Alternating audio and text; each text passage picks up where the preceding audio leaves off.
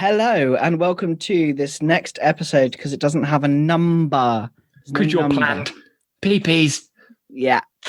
Welcome to the next episode of Notion Nerds. Today we are having a lovely, lovely discussion about project and task management inside of Notion. There's a lot of people that both me and Danny experience as we kind of go around the Notion space where people say that project and task management cannot be done in Notion. I do want to add a caveat there. Most people, when we say most people, it's most people that are new to the application. Those that have used it, use it for task management, project management. But people coming into it go, can it be used for task management? Is it possible to do project management? To which we say, yes, it is. Actually, I know some advanced people who have said, no, well, intermediate people. Can they do formulas? Can you do project management very fast, very easily? If you have a workflow, yes. If you are just literally, I need something to keep me organized, probably not straight away.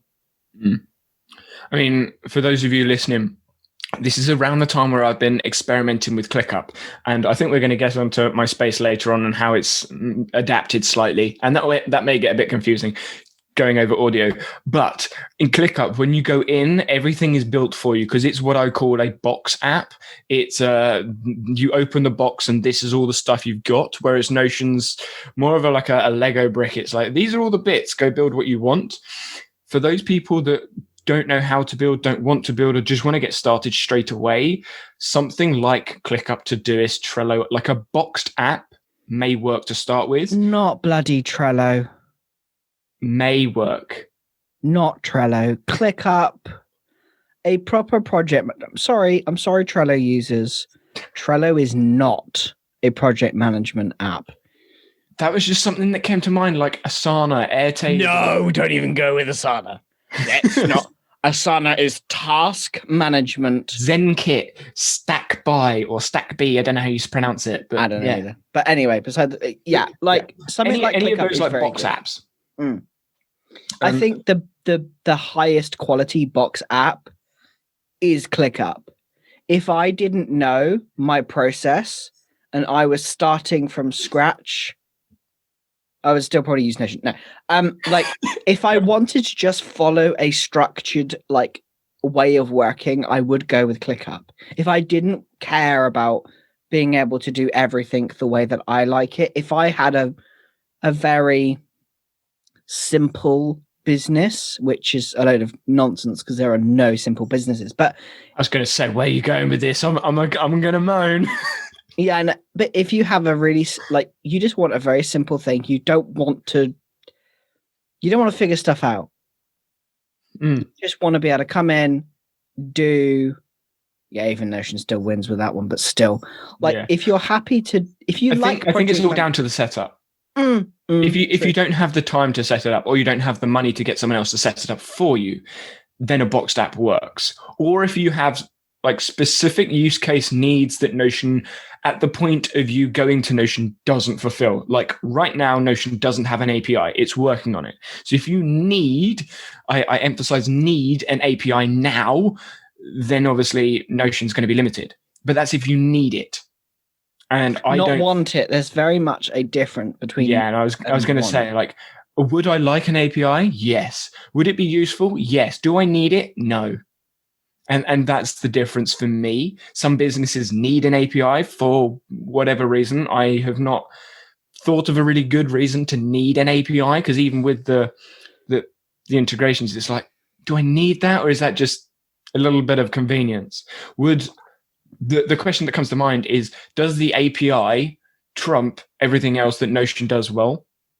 Because if you're doing two systems, I tried two systems, don't do it. Don't use two systems. It's too stressful. Because then you have to check two different checklists, and that's just not fun. Yeah, definitely. And there is a use case that I found with a client a tech client in the past. They have so many different tiny interlinking systems. And so when it comes to having lots of automated tiny little things that has to be tracked, And yes, of course, you could just create it in Notion, but it does involve manual work. And if you are a very busy and I don't mean just, oh, I'm so busy, I've got so much to do. But no, if you genuinely are really busy and you need that to, the API needs to have a huge, big deal in your system. And like most things the API can do can be covered via good quality virtual assistant. Like if you have your SOPs written properly, if you have sorry, Rebecca. If you have your SOPs written well, if things are set up then she's going to be listening as well because she'll be doing. She's going to be editing this one, so she's going to be like, "Yeah, I gave you good SOPs." She'll be sitting there going, "Excuse me, what were you saying in that?" Or sitting there giggling and laughing at what you're talking about. She would be giggling and laughing at me right now. Anyway, sorry. Inward joke, inward joke, inside joke. There we go. English. But yeah, if you have things, native speakers. Yeah, I know, which is great. I looked on the stream on Sunday just gone a time of recording. We were like, I'm glad I wasn't the only one who didn't understand the difference between. Or was it ascending and descending? That's it. I think that was Lizzie. I think that was Lizzie when she was like, "I'm glad native English speakers don't understand ascending and descending sorts in Notion as well." It's like without the dates showing, I can never tell whether it's the right way around or not. I'm just like, yeah. I'm just going to put whatever I'm looking for and see if it's in the right order. Yeah. If it's in the right order, I'm good. Yeah. So that swimmingly and beautifully leads us on to task management in Notion. How? I don't know, because how in the world is that a good transition? I think that worked. Due dates. Let's just say that. Due dates. Are we talking due dates, action dates, normal dates? You did that on purpose. I hate that functionality, the due dates and due dates. It's you have a different use case, but like I find it very frustrating when people create a due date or a due date, DO date and DUE date for the sake of having it. I find it pointless. If you're going to complete that task, complete the darn task. If you're going to complete it in the future, assign the due date for the future. If it's going to have a long space in between, then quite simply, it needs to become a project. That's something that springs to mind with me as well. When having a due date and a due date, or DO and DUE, for a task, my question would be, what is the due date of the task? Like, if it's a task, essentially it's an action. It's something you've got to do. For me, the due date of the task is the project date. Because like that is essentially the time limit. You need to get the task done by the end of the project. Otherwise, you haven't completed the project. Yeah.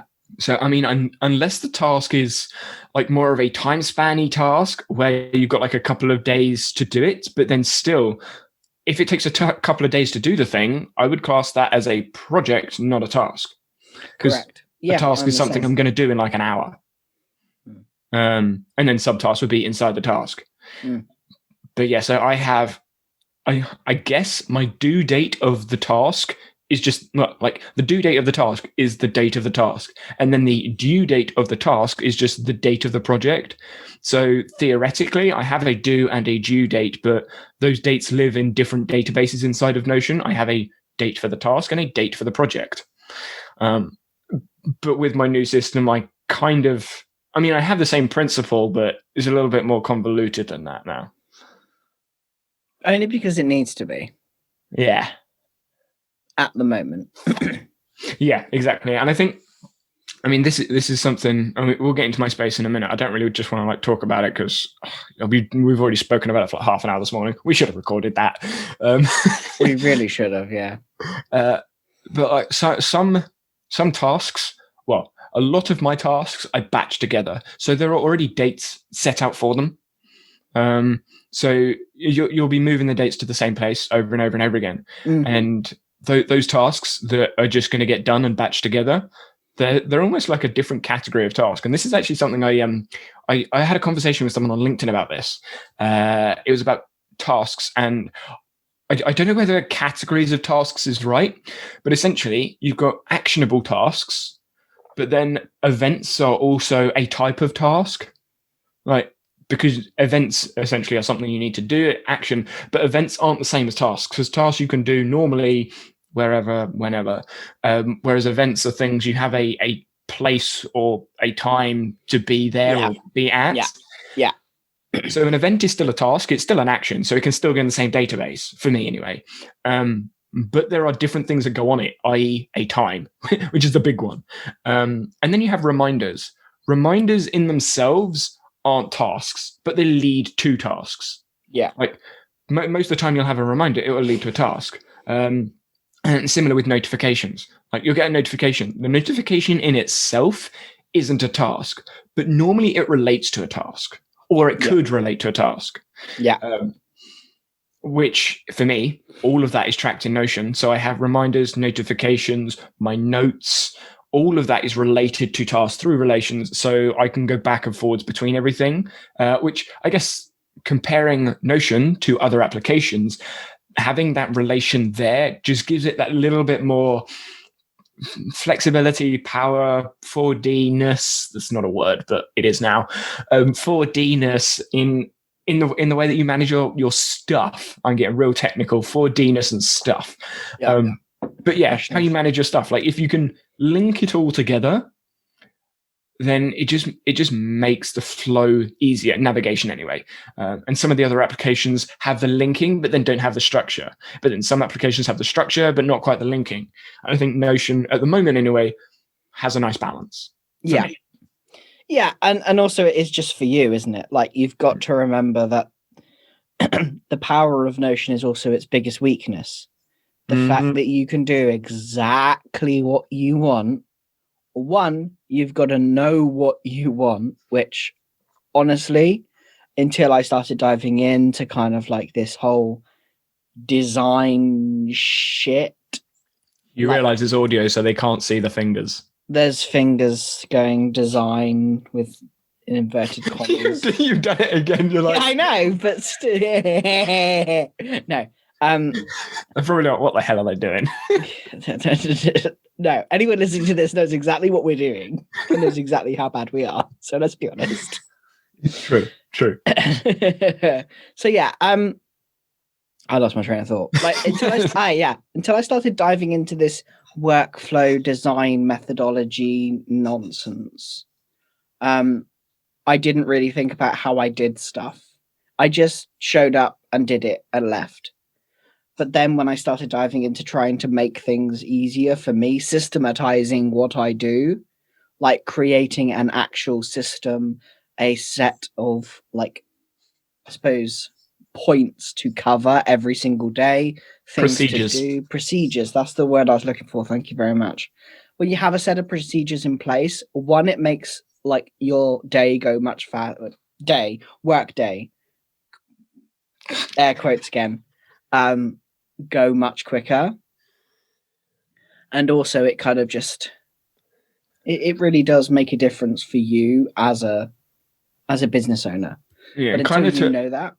I think to riff on that is when it comes to a system or building a system with the boxed apps, you don't necessarily need a system to start with, which is why you can get started quite quickly. But if you have a system, you have two choices. If you're going to a boxed app, you either have to change your system to fit the app, which I don't like, or you have to make the app fit your system some way, which a lot of the time with boxed apps is hard, because boxed apps have features that you can do. That's cool, but what about this? Or I want this, or I want that as well. And that is where, if you have a system, you can make Notion fit your system, because that's what Notion is. Notion is something where you just build what you want, which, if you have the system, is nice. If you don't have the system, probably really sucks. I mean, it's been so long since I haven't had a system, because I've been using Notion for almost 3 years now. But when I started, I remember. I just saw it. What were you going to say? I think we all do have a system in our heads. It's just not fully formed. We have ways of working that works for us. And often when I speak to kind of solo business owners, which is where I focus, like they know what they want to do, but they've tried the other apps, the boxed apps, and are like, I just can't be organized. It's just not possible for me to be organized. Like I just can't get this done because I can't do those things. And like going into like the psychology of it and all that stuff, which is fun. Like if you can create something the way your brain works, there is only 2 apps I know that can do that. Rome and Coda? Rome and Notion. Because, well, and Coda to an extent ish. If you like columns, nah, because it's so messy. I need to explore Coda more. Like the last time I explored it, I was like, yeah, it's okay. And then saw the paywall and I was like, nope. Yeah. And then I did the same with Rome. I was like, oh, this is cool. Paywall, nope. But like even without the paywall, if your brain doesn't work like with the sporadic note taking and information, Rome is useless to you. Like I think it's like Nest Labs. I can't remember her name, Anne-Marie or Marie, something like that. Oh, with the architect. Yeah, with the like the gardener, the architect, and the librarian. Like I think those, although are very simplified, it makes a lot of sense. Like if you want, go on, I like this. Yeah, so I recently, so recording this, I released my Gnome. The Roshan and Gnome. Okay. Notion and Rome video. Wow.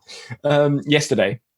And like the comments have been great. I've got loads and loads of like thoughts and feedback of people using Rome. Feedbacks.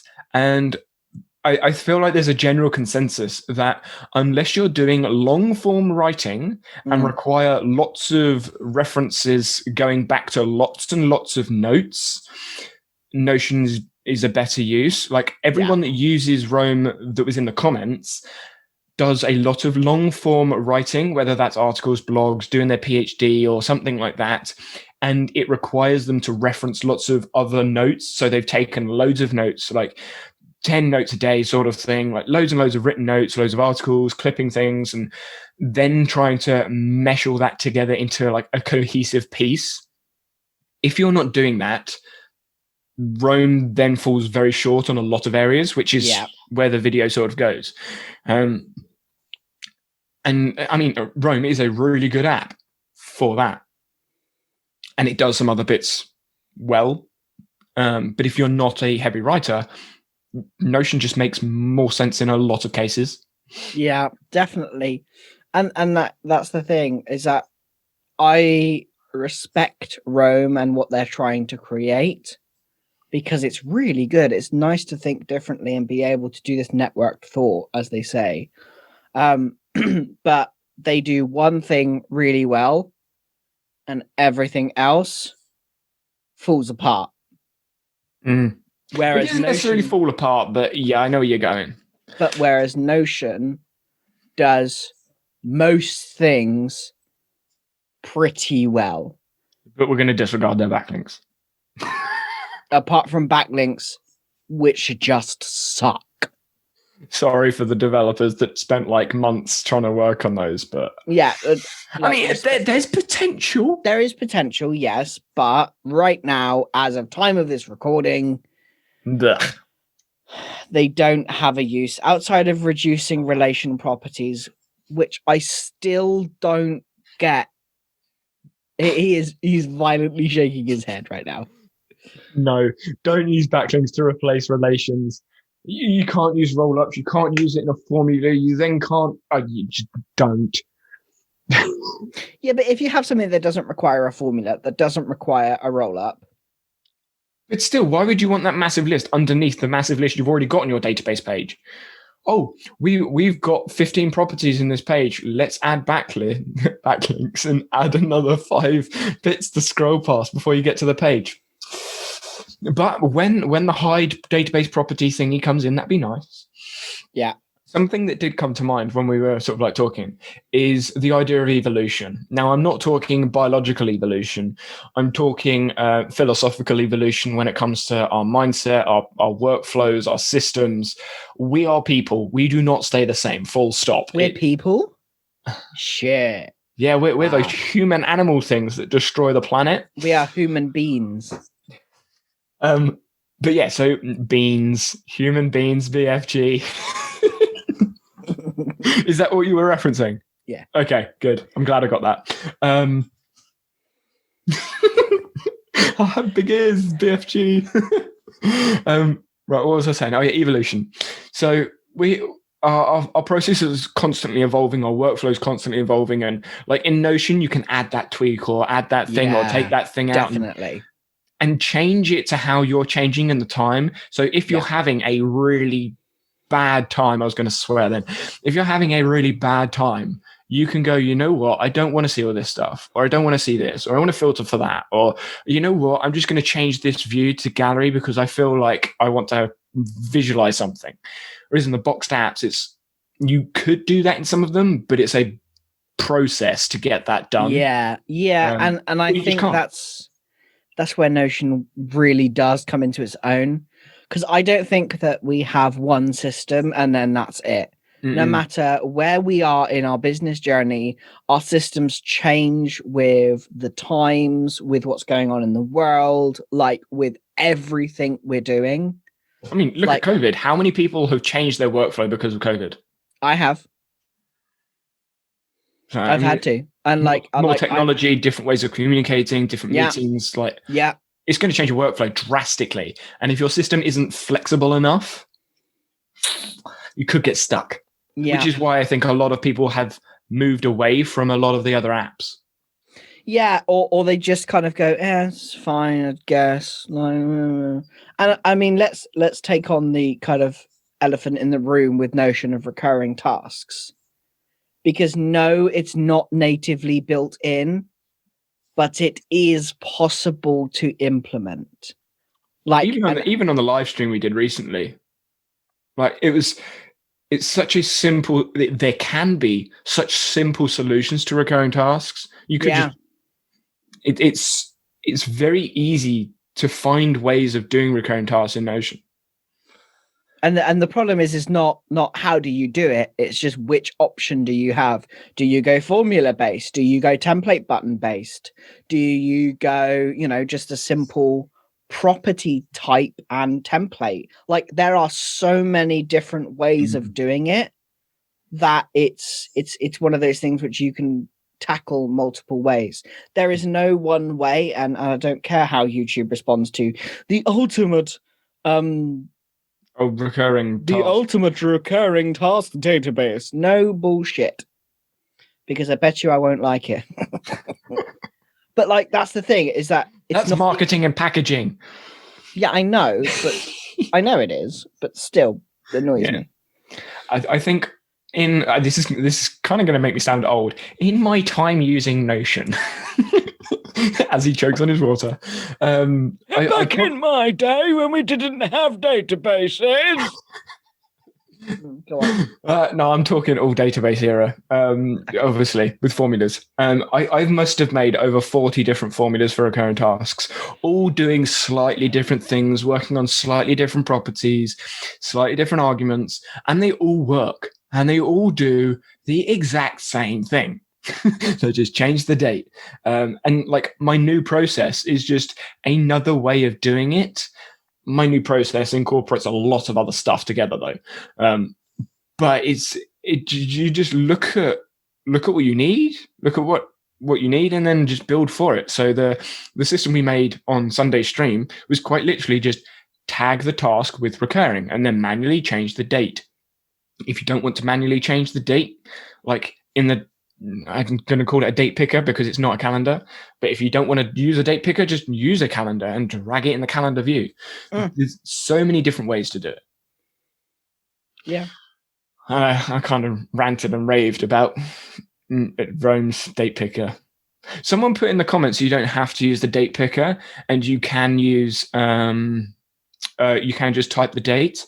And I'm like, okay, fine, you can write the date, but still, I'd have to write the date on all the tasks. If I've got 9 tasks, I have to write 9 different dates instead of just click, drag, and drop, which is what I was talking about in the video.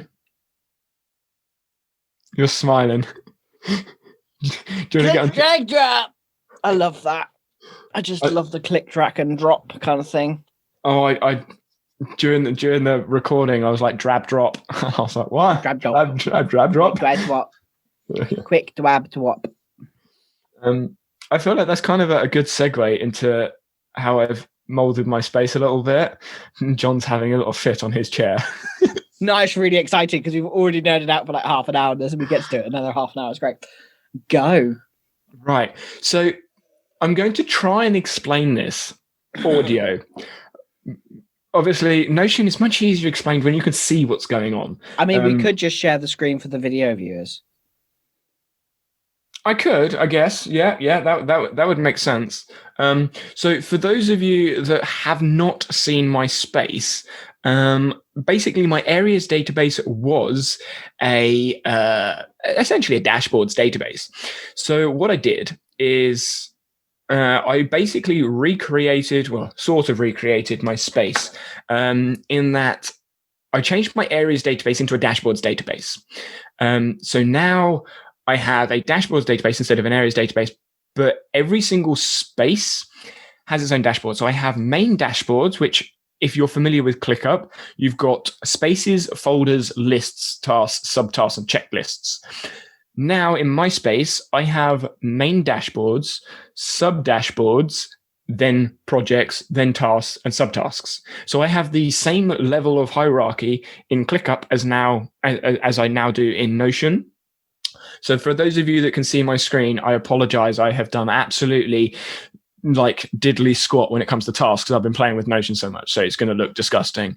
But I now have my dashboards at the top, which are my main dashboards. And if I was to go inside of any of these dashboards, I can then see the sub dashboard for that one. So for example, if I was to go into LinkedIn, because LinkedIn is one of my dashboards because it's one of the areas of social media. When I go into here, I still see all my main dashboards. So my high level dashboard pages. So I've still got Facebook, Instagram, LinkedIn, blogging stuff in there. But then I have all of these sub dashboards for LinkedIn. So at the moment, it's just the one. I have the one planning dashboard. But I can split that up into video, into written post, into screen share, and I can plan out those specific pieces in those specific context dashboards that are sub dashboards to my main dashboard. I hope that made sense. And then inside my main dashboard, I use my projects database to plan pretty much everything out. And that is based on a due date.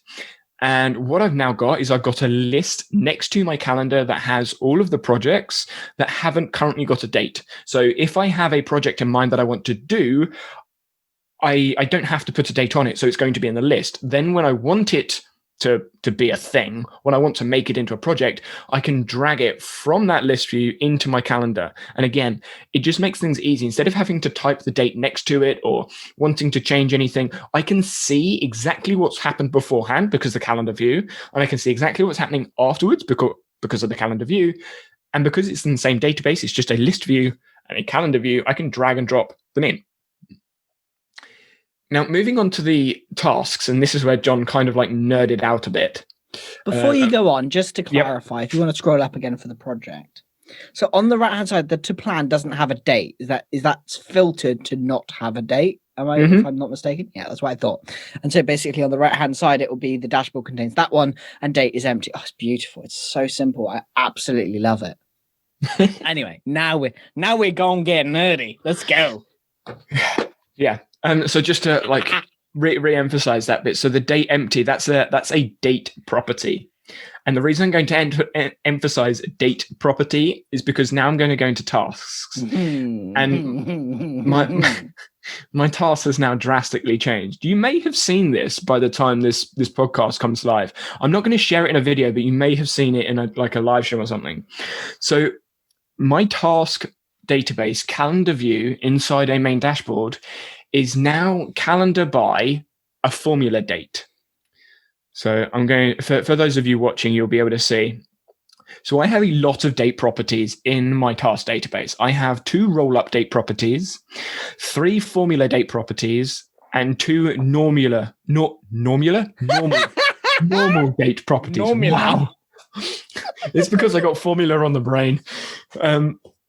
So the date property from the projects database in the task database is a roll-up.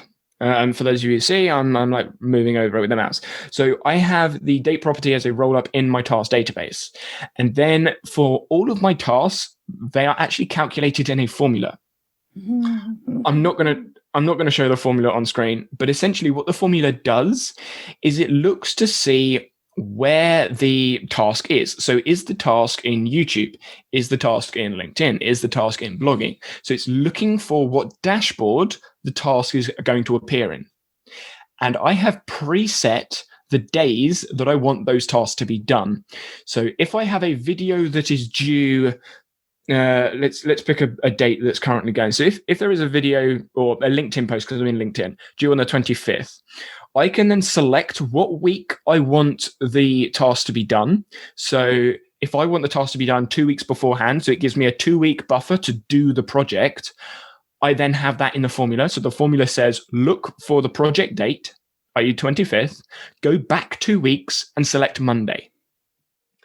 Then what it's going to do is it's going to look at the name of the task. So script, create, publish, edit, record. It's going to look for those names, and then it's going to add a certain amount of days onto it. So it's gone back 2 weeks to a Monday. If I want it to be done on that day, it will say like add 0 days to it. So research in YouTube will be on a Monday. So it will say, if the name says research, add 0 days. So it will stay on Monday. If it's a script, it may be Tuesday. I'm looking at LinkedIn. So script in the formula will say, if it says script and it's in the LinkedIn dashboard, add 0 days. And that means that all of my tasks can be batched. So all of the scripting tasks for LinkedIn will be batched on the same day, the creating task and everything like that. Then I have the publish date, and the publish date for every single task. So I have a task for publishing because there's a process I go through that has subtasks in it. So for those of you watching, I'm probably going to give a bad example because I'm not going to have any subtasks in here now, am I? No, I don't have subtasks in here. Yeah. But in my publish task for YouTube videos, I have like tick boxes of like a process that I go through, make sure I've put it on YouTube, pinned the comment, shared it on Twitter, that sort of stuff. But the publish task is always going to match the project date task, because when the project's due, that's obviously when I want to publish whatever it is. So I have the publish date match the project date. So I have the project date property in my projects database rolled up in my task database, and that roll up is being used in the action date formula inside the task database and matching that if the task says publish. And that's the same across the board. So what this means is when I put tasks into, so when I create a project, so I drag the task into the task database, the auto filter will assign it a dashboard. And then because of the formula, that will then assign all of the dates to the tasks. So I don't have to assign dates to any of my tasks that are in a dashboard, which means it speeds up my workflow like loads.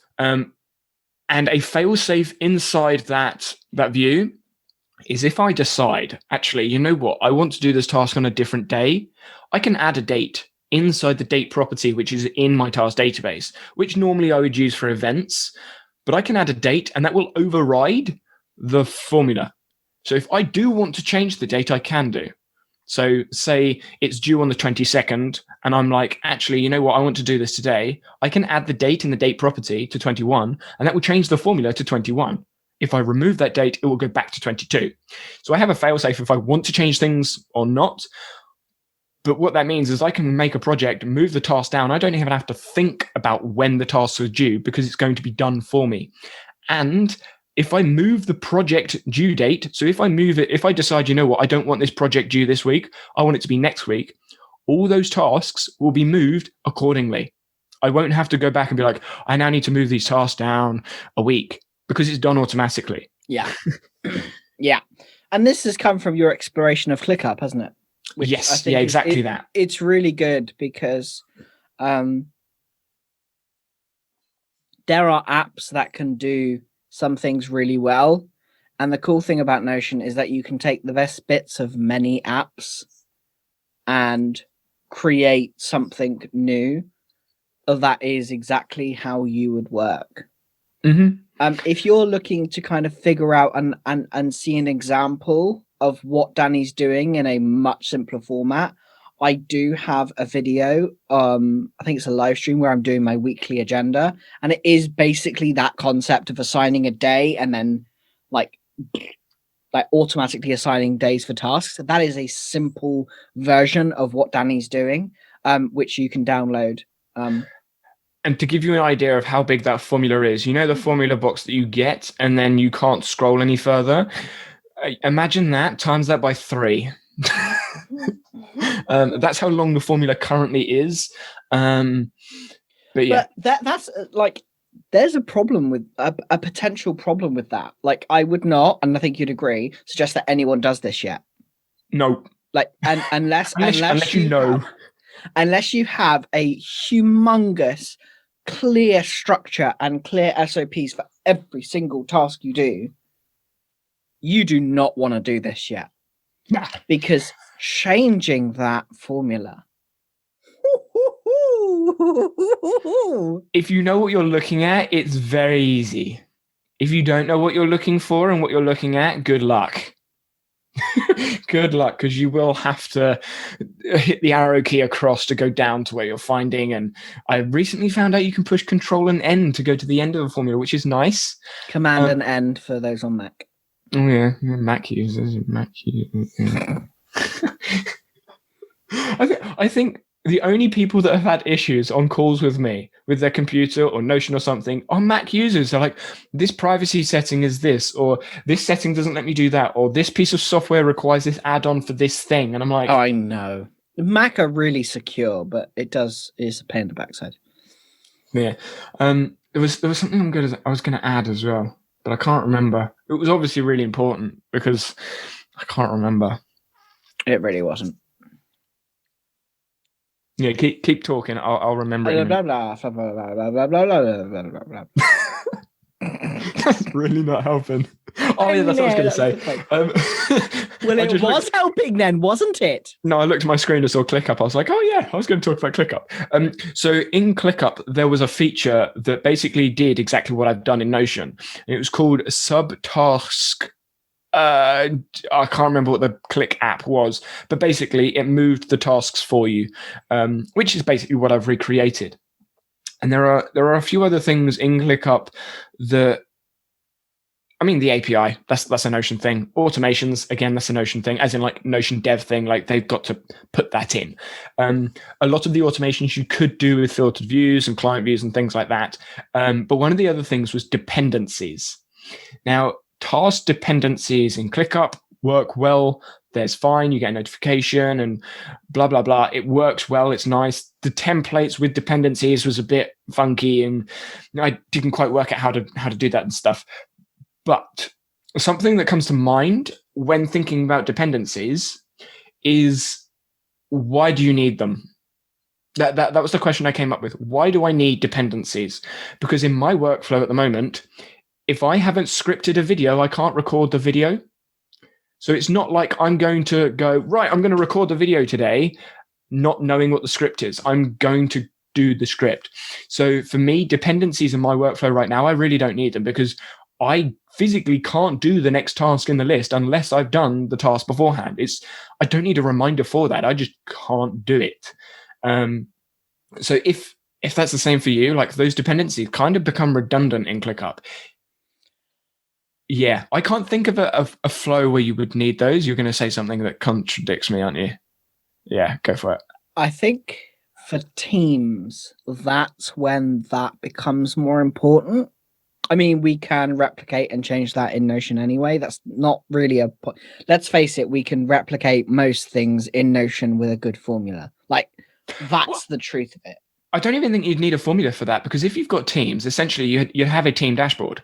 right? Yes, you would. But if you're looking at just your home dashboard, which I really do believe you should. Well, yeah, but if you have that, all you need is one property in your task database to say relying on, have a task in there, and then just have a roll up, and then say, is this task done? A roll up of is this task done? If it is, then you can have a filtered view to say showing. That's true.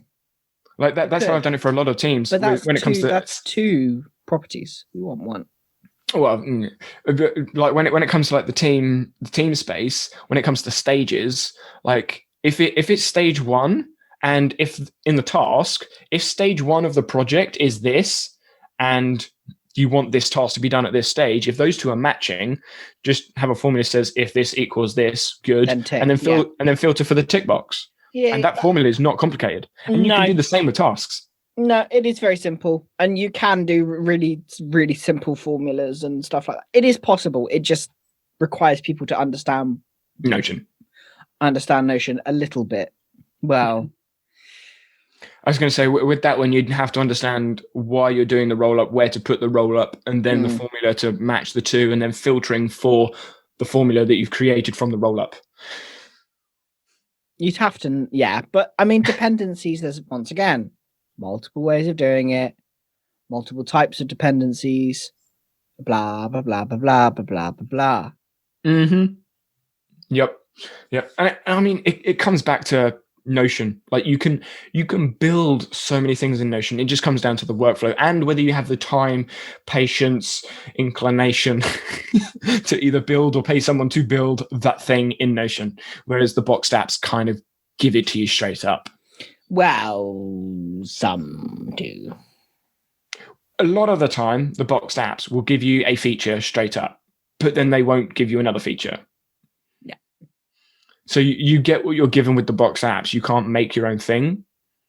So, I mean, like I've said, like I've replicated so many different apps inside of Notion. I think Ben Smith has done that as well. Like he's replicated, like I think he's called it like Notionized or something. Yeah. It's like Notionized other applications inside of Notion. Basically like recreate them. Like you can do that as long as you understand how to build in Notion and you can see what the application is doing. So in Pipedrive, you can see these are the stages, these are the numbers, this is how it's worked out the numbers, these are all the relations, and you just build it out. So I've built Pipedrive in Notion. Are there things Pipedrive does, like the paid versions of Pipedrive further on and Salesforce and the rest of it, that you would struggle to do in Notion? Yes. Yeah. But that's because it's got an API and it has automations. Yeah. As soon as, fingers crossed, Notion gets an API and automations, as soon as that happens, your ability to recreate a lot of those, like I'm going to call it premium features of apps, will almost become like easy. Because as soon as you have an API, you have Zapier. As soon as you have Zapier, poof, there's most of your automations done. Yeah, it's going to be amazing. Yeah, that's all we need. There's your calendar. There's the rest of the apps and the rest of it. Yeah, like I mean, I don't use Zapier at the moment. I would imagine you can probably zap for a Gmail. Can you zap with Gmail? Yeah, you can send a Gmail the moment someone does something or other. You can add paid people into a database the moment that happens, like someone pays something, you invite them into the database. There's so much potential once Notion figures out what they need to figure out with API. Mm-hmm. And I think because of the flexibility of Notion's platform and because of the vast ways things could be used, the API has got to be secure, like secure and solid enough to withstand what us Notion nerds are actually going to do with it. I mean, just to give you an idea, my task database, I started archiving my tasks, I don't know, 2 weeks ago. It's already closing in on like 1,000 like properties, not properties. Entries. Yeah. So notifications for project management inside of Notion. Yes, they work. They can be a little bit slow at times, but they work.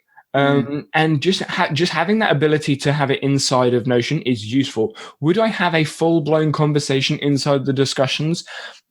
You could do it. I mean, Jonathan's nodding. You probably got more experience with this than me. Yeah, you can do it, and it's very effective. Like it is, and it's asynchronous, so you don't have to. With Notion, you've set up the kind of knowledge that although yes, I'm always in Notion, I'm not going to reply immediately. I will reply when I'm ready to reply. And so, because of Notion's, I suppose it can't do it perfectly. It kind of makes you think twice before you like add a question inside of Notion. But yes, you can tag someone and they will be notified. I actually, I was unwell yesterday. I had like 12 notifications that I needed to go through from another Notion build that I'm doing at the moment. And so I was able to see those notifications, see where the page is, and then mark that down for review when I was feeling better. And so there's no, like, for me, the notifications aren't necessarily for me to reply. They're for me to go, okay, cool. I need to look at this, and this. And then sometimes I do reply because you can reply in line, which is really helpful. So I think that notifications in Notion have a lot of value, but they are not what you would expect Slack to be or what you would expect an instant messenger to be. If you're going into Notion thinking you can have it as an instant messenger, well, I'm sorry, sweetheart, you need to go download the devil's app known as Slack or Facebook Messenger or one of the other stupid apps that exist. Having said that, though, when you're working in a team, Slack or something like that makes sense. No, if you're a freelancer or a coach or consultant or something like that, and then you're trying to talk with clients, I would not suggest doing most of your conversations over social media. Like the leads, like bringing in leads, that's fine. But when you're having a conversation with someone, make it one platform. just make it one platform. Yes, Danny. What are you talking to me for? Because you don't. You talk to everyone everywhere now. That's for leads. That's different. That's for leads. So when I'm actually working with someone, I talk with them inside of Notion. I talk with them inside the Notion space, the Notion page, or obviously on a call. So the only conversations I have with people that are on social media are just like general, like just random questions or thoughts or comments someone's had, or someone's like contacted me, or whether they have specific conversations like about whatever it is they want to do. Like sometimes it's email, sometimes it's all the social media platforms. And for me, for lead generation, that makes sense. Because lead gen essentially comes from all the different platforms. That's the whole point of marketing on different platforms. Like there's no point marketing on Instagram and be like, oh, instead of using the DM, which is in the platform, can you just send me an email? Like, no. I wouldn't let anyone send me an email anyway. I hate emails. Yeah, I know. But it's like if they can message you on the application that they've seen you in, or you can get in a conversation. Yeah, I agree. In a comment, I'm being facetious. You know what I mean? You are very much right. I'm just being facetious because I can. It trying does to be a hard ass. No, I'm just being facetious. I'm not a hard ass. Look at me. For those who can't see me, I'm not a hard ass. Like, but yeah. And and then when you are communicating inside of communicating or doing communication inside of Notion, there's a few different ways you could do it. Yeah, and I've actually found that not using the comment box and just using the page is actually more beneficial in some cases. So they'll literally just write on the page and just have all the tick boxes and just like at me on like the end of the task or thing they want to do. I've actually found that useful in a lot of cases. You're like, no. Well, there are I prefer the comment box because I know who's talking. Like, yeah, I guess I'm working with one person. Yeah, whereas I'm working with multiple. Well, I have been in the past working with multiple people. But yeah, I actually have like a comment. I have a database for my team to chat with me. And so I have like a team chat database, which automatically assigns who's talking, who last spoke, and things like that. So yeah, I think both work, but I feel that the comment box is probably the most powerful if you have multiple people. But if you want to add images and text and stuff like that, then no, the text, the actual page itself works far, far better, but it gets messy really fast. Yeah, I guess it comes down to a bit of discipline, which I know a fair few people struggle with. Political. It's about setting boundaries. Like, I think I've had this discussion with a number of people recently. Was it you? I don't know if it was you. No, I don't think it was you. But like, if you don't have about your boundaries clearly set, I don't remember who it was. I was talking to someone recently and I've just forgotten. If you don't have clear boundaries set, then people will just keep talking to you because they don't understand what the limitations are. Mm-hmm. Yeah, it was on the Sunday stream. Ah, yeah. Well, you can now go back and watch that, so I don't have to rant about it again. You just can be like, I'm not talking anymore. You can just go there. Just go over there. So it's just giving you free advertising again. Goodness sake. Well, I appreciate it. I do. that seems to kind of wrap it up in a nice little bow. Yeah, I was looking at the time. I was like, that hits about an hour. Well, just under an hour, and obviously we'll do some editing on the back end. But yeah, it sounds like it. Like I feel like we're getting more concise. We're getting more specific with the conversations, and as we get, it's feeling quite nice. I don't know why we're still talking about it. Let us know, like, if anyone is still watching after episode 1. Listening. Listening. It's a podcast. Remember, it's both. Let us know in either the YouTube comments or the podcast comments or whatever comments you can see on whatever platform. Let us know what you think. Reach out to us on Twitter is probably the best way because we spend way too much time on Twitter. You do. Yeah. Yeah, you do. I don't. You spend way more time on it than I do. No, I don't. Anyway, beside the point, thank you very much for joining us for this episode of the Notion Nerds podcast, and we will see you in the next episode. Well, sort of. We won't hear us and sort of see us at the same time. You'll see and hear us. I will see you in the next episode, John. Well, yeah, I'll see you as well, Danny. So there we go. Now shut up. Right. Bye, guys. Bye, guys.